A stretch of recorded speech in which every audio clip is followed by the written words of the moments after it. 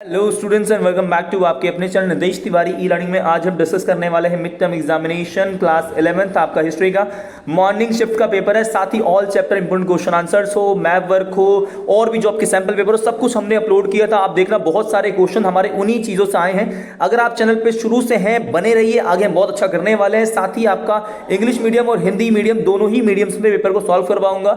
साथ ही 100% हमारा accuracy rate रहेगा। 100% हम लोग एक एक चीज जो बताएंगे बिल्कुल सही रहेगा, कोई भी एक चीज गलत नहीं होगा। पैटर्न को देखो, बहुत सिंपल है। 3 आवर्स का होता है, 80 मार्क्स मैक्सिमम। क ख ग घ ड़ 5 खंड में डिवीजन, पार्ट में डिवीजन होता है। 34 क्वेश्चंस होते हैं। 1 से लेकर आपका 21 आपके मल्टीपल चॉइस क्वेश्चंस हैं। फिर 22 से 27 आपका वहां पर 3 नंबर वाले क्वेश्चंस हैं। फिर 28 से 30 आपका जो है 8 नंबर वाले हैं। बाद में आपको 300 वर्ड से नहीं लिखना ज्यादा, 350 से। उसके बाद 31 से 33 स्रोत है। बाद में आपका लास्ट मैप वर्क है। ये आपका पैटर्न बहुत सिंपल रहता है। आइए डिस्कस करते पहले क्वेश्चन को। बहुत इजी क्वेश्चन, ये तो मेरे सैंपल पेपर जो कल करवाया था ना भाई, उसमें था क्वेश्चन ये कि निम्नलिखित में से कौन स्वतंत्र बेबीलोन का अंतिम शासक था। ए एनमरकर, बी आपका जो है असुर बानीपाल, या डी आपका जो है इसमें सी आपका है नीबोनिडस, या डी आपका है गिलगेमिश। जिस बच्चे ने भी आपका नीबोनिडस लगाया है मतलब गा ऑप्शन लगाया है, बिल्कुल परफेक्ट है। अगला, द कैटरबरी टेल्स नामक कृति किसकी रचना है ये। ए जेफरी चौसर, बी आबेस हाल्डेगार्ड, सी आपका यहां पे एबर्ट सुगेर, या फिर जियोवानो बोकाचियो। इसका सही ऑप्शन है जेफरी चौसर का ऑप्शन बिल्कुल परफेक्ट है। अगला क्वेश्चन देखो, मंगोल साम्राज्य के अंतर्गत सुरक्षा यात्रा हेतु यात्रियों के जरिए किया जाने वाला पास। ये भी भाई करवाया हुआ क्वेश्चन है यार, उसी में आया हुआ था। ए आपका गैरेज, बी आपका पैजा, सी आपका कनात, या फिर डी आपका बाज। जिसने भी पैजा लगाया है, खा लगाया है मतलब बी लगाया है, बिल्कुल परफेक्ट है। उसके बाद क्वेश्चन नंबर देखो 4, इसमें चित्र को पहचानिए क्या है यार। ये कराया हुआ है, बहुत इजी है। ए कोलेजियम है आपका, बी कहता है विंडोनेशिया की एक रंगशाला है, रोम का एक आपका फोरम आपका जूलियम है, या फिर आपका फ्रांस का एक विशाल जल सेतु। इसका सही और परफेक्ट आंसर आपका कोलेजियम। जिसने भी का ऑप्शन लगाया है बिल्कुल परफेक्ट है, परफेक्ट। इंग्लिश वाले देख लो, फर्स्ट क्वेश्चन का आपका नीबोनिडस है। Second question the Canterbury Tales आपका जो है जेफरी चौसर का है, जेफरी चौसर का। थर्ड क्वेश्चन का जो आपका है वो है पैजा, B option. And fourth it's a collegium, क्या है ये, द कॉलेजियम आपका है, ए ऑप्शन। क्वेश्चन नंबर 5 देखो, क्वेश्चन नंबर 5 कहता है कि चर्च को 1 वर्ष के अंतराल में कृषक से उसकी उपज का 10वां हिस्सा लेने का अधिकार से उसे क्या कहते थे। ए टीथ, बी टैली, सी आपका फीफ, या डी पैरिस। यार मुझे तो सारे पता है। टीथ आंसर परफेक्ट है, का ऑप्शन सही है क्योंकि ये चर्च लिया करता था। टैली नामक ये राजा लेता था, तो ये तो नहीं होगा। पैरिस जो था ये पादरी के अधिकार में आने वाली भूमि थी, और फीफ नाइट वर्क का था। तो बचा कौन सा, पहला वाला ही सही ऑप्शन है, का ऑप्शन बिल्कुल परफेक्ट है। अगला देखो, मंगोल सामाजिक और राजनीतिक भूपृष्ठि जो आपका था उसमें निम्नलिखित में चर्चा करनी है, चीजें बतानी कौन सी सही कौन सी नहीं। पहला बोलता है कि कुछ मंगोल पशुचारक थे, कुछ शिकारी संग्रह, बिल्कुल सही बात है। अगला, दक्षिण भाग में शुष्क आपका थार मरुस्थल था, इसको सोचेंगे। अगला, मंगोल तथा मध्य एशिया के यायावरों के व्यापार और वस्तु विनिमय के लिए पड़ोसी चीन के साथ निवासी के साथ जाना पड़ता था, बिल्कुल परफेक्ट है। तो पहला और तीसरा तो कंफर्म है हम लोग। उसके बाद है मंगोल अपनी प्रजा की रक्षा के लिए चीन, देखो मंगोलों ने अपनी प्रजा की रक्षा के लिए चीन के शासकों ने चीन की दीवार बनवाई, मतलब मंगोलों से अपनी प्रजा की रक्षा के लिए चीनी शासकों ने चीन की दीवार बनाई। तो भाई देखो पहला, तीसरा और चौथा कंफर्म है, बिल्कुल सही है। तो पहला, तीसरा, चौथा देखो कितनों में, एक में ही है। पहला, तीसरा, चौथा आपका इसमें घा मतलब डी ऑप्शन बिल्कुल सही रहेगा। इंग्लिश वाले देख लो, आपका 5th क्वेश्चन है। 5th में है चर्च वॉज एंटाइल्ड टू आपका जो 10th share of the what ever the peasant आपके जो उसको प्रोड्यूस कर रहे थे, क्या था वो। इसका सही ऑप्शन आपका है टीथ, ए ऑप्शन है। 6 का क्या है आपका, मंगोल्स के बारे में क्या है, तो फर्स्ट, थर्ड एंड फोर्थ सही है। First, third and fourth are correct, वो डी ऑप्शन में आपका है। क्वेश्चन नंबर 7 देखो, एसर्शन एंड रीजंस में अभिकथन और कारण। जस्टिनियन शासनकाल समृद्धि और महत्वाकांक्षा का था, उच्च घोतक सही है। 7वीं शताब्दी में आते थे रोम और ईरान के बीच लड़ाई फिर शुरू हुई, बिल्कुल सही है, दोनों सही है। लेकिन कथन कारण की व्याख्या नहीं कर रहा है, तो हम लोग जाएंगे बी ऑप्शन में। किसमें, बी ऑप्शन में। क्वेश्चन नंबर 8 देखो, मेसोपोटामिया की परंपरागत कथाओं के अनुसार एक अत्यंत सुंदर शहर है जिसे अक्सर केवल शहर कहकर ही पुकारा जाता था। सबसे पुराने मंदिर नगर, अरे समझ गए किसकी बात कर रहा है। ए निन्वे, बी मारी, सी बेबीलोन, या डी उरुक। जिसने भी उरुक लगाया है, घा ऑप्शन लगाया है, बिल्कुल परफेक्ट है, बिल्कुल परफेक्ट है। मंगोल कबीलों की कुरिलताई क्या थी, मतलब ये कबीलों में कुरिलताई शब्द क्या है, एक सैनिक टुकड़ी, इसको तो नोयान है तो गलत हो जाएगा, मतलब दूसरा इसको एक प्रकार से गलत हो जाएगा। तो उसके बाद व्यापारियों का समूह, ये भी गलत हो जाएगा।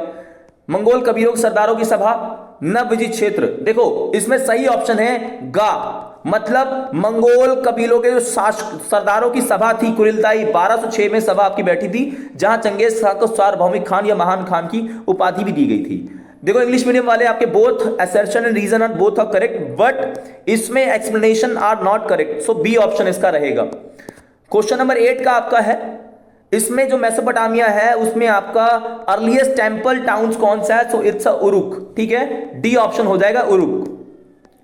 क्वेश्चन नंबर देखो 9 क्या था, तो आपको कुरिलताई क्या है, असेंबली ऑफ मंगोल, आपके जो भी सरदार थे चीफटेन्स थे उनकी आपकी है।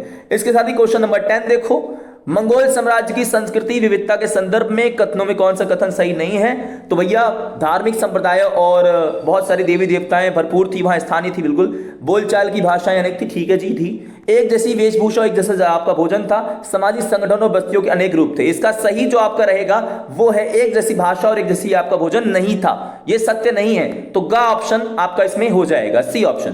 क्वेश्चन नंबर 11 देखो, ये आपकी नई सैनिक टुकड़ियां जो विशेष रूप से चयनित कप्तानों के अधीन कार्य करती थी, और ये वे लोग थे जिन्होंने प्रतिकूल परिस्थितियों में पूर्व निष्ठा का साथ दिया चंगेज खान का, और उसे क्या कहा गया, बाज गलत, उलुस गलत, नोयान या फिर तुमन, तुमन 10,000 सैनिक टुकड़ी, तो ये भी गलत हो जाएगा। इसका सही ऑप्शन है गा नोयान, क्या है गा नोयान। क्वेश्चन नंबर 12 देखो, यूरोपीय सामंतवादी समाज में एक ऐसी संस्था जो उत्पाद की गुणवत्ता, मूल्य और बिक्री पर नियंत्रण रखती थी, मेनर, श्रेणी, ओबे, मुनिस्टी, अरे बहुत इजी है यार, श्रेणी, इट्स अ श्रेणी, खा ऑप्शन परफेक्ट। अब ये बहुत इजी है, बहुत ज्यादा आपका ये इजी है, जिसमें एम्फोरा क्या था यार, बच्चों को पढ़ाया हुआ है, तरल पदार्थ था, एम्फोरा क्या था, एक तरल पदार्थ को रखने वाली चीज थी, ये मिला लिया। कैस्टेला एक प्रकार से कह लो कि पहाड़ी में बसे हुए जो आपके गांव है ना, उनको कैस्टेला कहा गया है। मैपालिया एक प्रकार की झोपड़ी हुआ करती, तो बचा क्या, फंडी। इसका सही ऑप्शन है फर्स्ट का, देखो डी कितनों में, सिर्फ इतना देख लो फर्स्ट का डी कितने में, तो हम पहचान जाएंगे। इंग्लिश मीडियम वाले देख लो आपका इसमें कौन कौन सा सही था, तो same food and same clothes नहीं है, सी ऑप्शन आपका इसमें सही रहेगा, ये गलत है। उसके बाद क्वेश्चन नंबर 11 आपका, जिसको हमने क्या बोला था, नोयान बोला था, ठीक है, सी ऑप्शन नोयान है आपका। क्वेश्चन नंबर 12 आपका, दिस इज गिल्ड, ठीक है, श्रेणी बोला गया है इसको। उसके बाद है मैप, मिलान वाला, जैसा हमने मिला दिया है, इसका ऑप्शन आपका रहेगा ए, क्योंकि मिलाने में अगर हमने देखा तो फर्स्ट का डी केवल एक में, और हम लोग कंफर्म है कि फर्स्ट का डी ही होगा, हम लोग कंफर्म है कि फर्स्ट का डी होगा, क्योंकि कंटेनर एम्फोरा क्या था, यूज फॉर ट्रांसफर लिक्विड चीजों के लिए, तो फर्स्ट का डी किसी में भी नहीं है, तो हमें कहीं और जाने की जरूरत नहीं है, इसका ऑप्शन आपका का रहेगा, ए रहेगा, परफेक्ट बिल्कुल।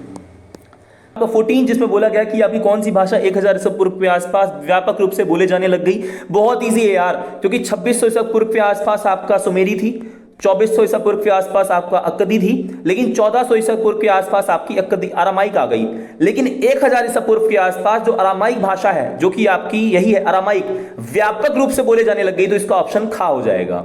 उसके बाद देखो आपका क्वेश्चन नंबर 15, दो बड़े बड़े मठ है, उनके नाम बताना, किससे क्या संबंधित, इतना इजी आ गया ये, फ्रांस का स्पेन, ये क्या फ्रांस है स्पेन है, नहीं, Italy Burgundy, England Austria, Germany Normandy. इसका सही ऑप्शन है आपका 529 में इटली में सेंट बेनेडिक्ट था, और 910 में आपका क्लूनी बरगंडी, इसका ऑप्शन आपका रहेगा खा, क्या खा ऑप्शन आपका परफेक्ट रहेगा।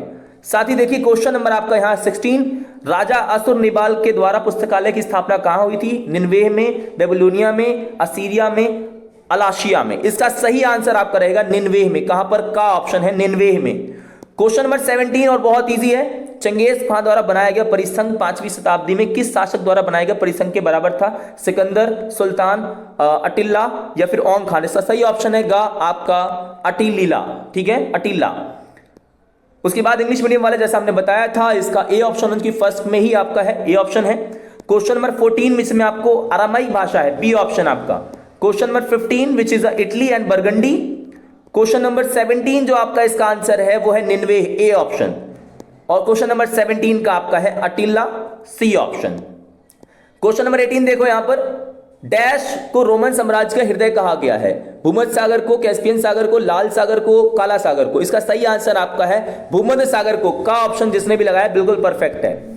डैश चंगेज खां के संकेत दिया गया उसका उत्तराधिकारी कौन होगा। मुझे कंफर्म हो गया भाई, मैंने पहला लाइन पढ़ा कौन उत्तराधिकारी है, उत्तराधिकारी एक ही बंदा था, जोची, चगताई, अगोदेई, तोलई। पहला जो पुत्र था ना वो जोची था, दूसरा चगताई था, तीसरा यही था और चौथा ये पुत्र था। लेकिन जो उत्तराधिकारी था वो गा है, मतलब तीसरा पुत्र अगोदेई कौन है, अगोदेई उत्तराधिकारी था। जिसने भी सी लगाया है या गा लगाया है बिल्कुल सही है। क्वेश्चन नंबर 20 देखो, कृषकों के परिवारों को लौट के जागीरों पर काम करना पड़ता था कुछ दिन तक, निश्चित दिन तक, उसे क्या कहा गया। का वेतन, खा अनुदान, गा मेहनताना, श्रम अधिशेष। परफेक्ट, डी ऑप्शन है, घा जिसने लगाया है श्रम अधिशेष, परफेक्ट है भाई। उसके बाद चंगेज खां के वंशज ने 1236 से 41 में अभियान चलाया, मॉस्को को रौंद डाला, हंगरी पोलैंड हंगरी पर विजय प्राप्त की, वियना के बाहर पड़ाव डाला। बाटू खान, मोंके, कुबलाई खान, गजन खान। इसका सही ऑप्शन आपका है का, बाटू ने ऐसा किया था, का ऑप्शन बिल्कुल सही है। इंग्लिश मीडियम वाले देख लो, आपका मैट्रियन सी रहेगा 18 का, 19 आपको बताना है विच इज अगोदेई, सी ऑप्शन आपका। क्वेश्चन नंबर 20 आपका लेबर रेंट है, लेबर रेंट है, श्रम अधिशेष है। क्वेश्चन नंबर 21 दैट इज बाटू, ए ऑप्शन। अब हम आ जाते हैं थोड़े से क्वेश्चन कैसे आया हुआ। देखो यार, क्वेश्चन पूछ लिया है मेसोपोटामिया सभ्यता जो है वो महत्वपूर्ण नदियां जो है महत्वपूर्ण भूमिका निभाती हैं मेसोपोटामिया के संदर्भ में। बताओ दजला फरात नदी का बताना था, कैसे दजला फरात नदी के आसपास आपका व्यापारिक मार्ग रहा, पानी वानी की बहुत सुविधाएं रही थी, इस कारण से आपका क्षेत्र उपजाऊ रहा, कृषि उत्पादन रही। वही सारे पॉइंट आपको दजला फरात नदी के आसपास के पॉइंट बताने थे। लेखन करा की लिपि का भाई किलाकार लिपि थी, किलाकार लिपि थी आपकी इसमें, और जो किलाक्षर आपके अक्षर हो गए थे। और इसमें पहली पट्टिका जो आपकी लगभग अगर बात करो तो 3200 ईसा पूर्व के आसपास पट्टिका आपकी मिली थी, जो आपकी लगभग जो मिट्टी की पट्टिकाएं होती जिनको सूखने से पहले लिखा जाता, वो सारी बातें आप लिख सकते थे, तो आपको बिल्कुल मिल जाएगा। अब उन घटनाओं का वर्णन कीजिए चंगेज खान सही मानों में सार्वभौमिक खान बनाता है। बिल्कुल सही बात है। 1206 की अगर हम बात करें कुलताई की सभा में से स्वीकार किया गया सार्वभौमिक खान की बात, क्योंकि इसने औंग खान हो चाहे अपना सगा भाई आपका जम्मू का हो, उन सबको हरा करके जो आपके और भी इलाके थे वहां के आस्था राजाओं को उनको हराया था, इसलिए सार्वभौमिक खान इसको कह सकते हैं। क्वेश्चन नंबर 24 यार करवाया हुआ है चौथा वर्ग, 3 वर्ग तो हर कोई पढ़ लेता, चौथा वर्ग कौन था भाई। चौथा वर्ग वो था जो कृषि मजदूर थे, कौन थे, दास थे, जो भाग भाग करके कहां नगरों में बस जाया करते थे। अगर वो एक साल एक दिन बच के अपने लॉर्ड से रह गए तो वो स्वतंत्र हो जाया करते थे। तो जो चौथा वर्ग था आपका उसमें यही लोग थे, और खास करके स्वतंत्र किसान भी थे, जिसमें 30,000 लोग अगर किसी जगह पर इकट्ठे हो जाते नए लोग तो उसको चौथा वर्ग हम लोग कह दिया करते थे। ये आपने पढ़ा होगा 3 वर्ग वाले में। चंगेज खान के सैन्य उपलब्धियां बहुत इजी है यार, नेफ्ता बमबारी की बात कर लो, मौसम की जानकारी हो, हल्के उपचर का इनको प्रयोग करते थे, और तुमन नाम की आपकी 10,000 सैनिकों की टुकड़ी थी, इसका विभाजन आपका दशमलव प्रणाली पे था। बहुत सारे पॉइंट आप बता सकते थे। और इजी क्वेश्चन भाई 26 सामंत, सामंतवाद जर्मन शब्द है जिसको जो फ्यूड शब्द है ना, फ्यूड से निकला है। फ्यूड का मतलब होता है भूमि का टुकड़ा, भूमि का टुकड़ा। इसके बारे में आप लिख सकते हो, लगभग आपका ये शुरुआत आपकी 11वीं सदी में आपका होती है इंग्लैंड में, वहां से सामंतवाद के बारे में आप पढ़ते हो। और इजी क्वेश्चन भाई 3 प्रमुख खिलाड़ी कौन थे, तो सम्राट था। कौन था, सम्राट था आपका। सम्राट के अलावा अभिजात वर्ग आप कह लो, अभिजात वर्ग और सेना, ठीक है। अभिजात वर्ग की जगह आप सेनेट कह सकते हो, क्या कह सकते हो, सेनेट कह सकते हो, क्या कह सकते हो, सेनेट। सेनेट आप कैसे लिखते हैं, सेनेट कह सकते हो उनको। दूसरा वर्ग और तीसरा आपका सेना था। ये 3 प्रमुख खिलाड़ी हुआ करते थे, इनके बारे में आप रफली, सम्राट है तो वही सारी संपत्ति इसके पास है। अभिजात वर्ग जो आपका मान सम्मान वाला एक वर्ग था, जो सेना है वो युद्ध किया करती थी, कभी कभी विद्रोह करती थी। ये सारी बातें आप थोड़ा थोड़ा करके बताते हैं, बिल्कुल ऐसा ही लिखना था आपको। अब हमारे पास रोमन साम्राज्य के बारे में जानकारी के स्रोत 3 है भाई। पहला है पाठ्य सामग्री, पहला क्या है, पाठ्य सामग्री है। दूसरा अभिलेख हमारे सामने है, अभिलेख आपका है, ठीक है, अभिलेख। और जो हमारा तीसरा है वो है आपका भौतिक अवशेष। क्या है, भौतिक अवशेष। ये करके आपको पॉइंट बनाने थे, ऐसा ही आंसर आपको लिखना था लगभग इसमें। उसके बाद क्वेश्चन नंबर आपका 28 है, जिसमें शानदार आपकी विरासत छोड़ी मेसोपोटामिया के लोगों ने। और फिर विरासत का मतलब बहुत इजी, यहाँ पे आपको काल गणना बोला था, गणित की विद्वता बोलनी थी, खगोल विद्या बोलनी थी, सारे पॉइंट आपको यहाँ पे लिखने थे। शुरुआती राजाओं ने अपना नियंत्रण अधिकार जमाने के लिए मदद करते, बिल्कुल सही बात है। जितने भी राजाओं ने, खासकर अगर हम बात करें तो उरुक के राजाओं ने मंदिरों को बनवाने के लिए विशाल पैसा वैसा लगाया, ताकि वो आम लोगों की समर्थन प्राप्त कर सके, उनके साथ रह सके। तो वो सारे पॉइंट आप इसमें उरुक के बारे में थोड़ा बता सकते थे। आगे देखिए, अगला क्वेश्चन आपका है रोमन साम्राज्य की आर्थिक स्थिति। भाई आर्थिक बहुत सिंपल है कि यहाँ पर आपका बड़ी बड़ी फैक्ट्रियां थी, किसकी, जैतून की फैक्ट्रियां थी। उसके बाद शराब जो मदिरा आपकी है, मदिरा की फैक्ट्रियां थी। इसके अलावा आप कह लीजिए यहाँ पर आपका एम्फोरा के माध्यम से तरल पदार्थ, एम्फोरा का नाम भी लिखना था आपको, एम्फोरा के माध्यम से। ट्रेसल 20 के नाम, ट्रेसल 20 आपका जो स्पेन से आपका जैतून का तेल, एम्फोरा में तरल पदार्थ, मिद्रा विद्रा का हुआ करता है। ये सारे पॉइंट आपको इसमें आर्थिक वाले पॉइंट में लिखने की कोशिश करनी थी।